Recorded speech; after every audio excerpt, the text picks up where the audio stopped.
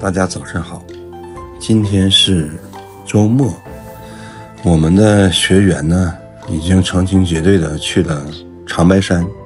天池的旅游区，我呢留下来准备培训的材料和工具。原本打算今天做培训，但是人都已经出去玩了，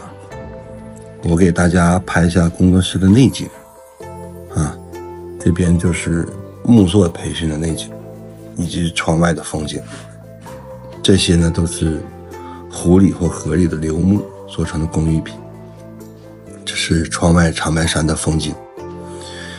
临近不远呢331过道是干饭盆国家森林公园，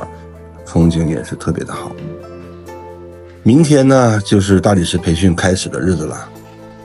希望一切顺利。今天昨天又收了一个新的学员，也是想学一门技术，然后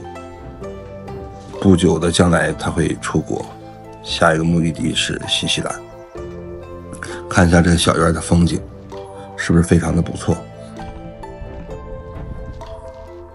欢迎大家来到我们的基地进行学习，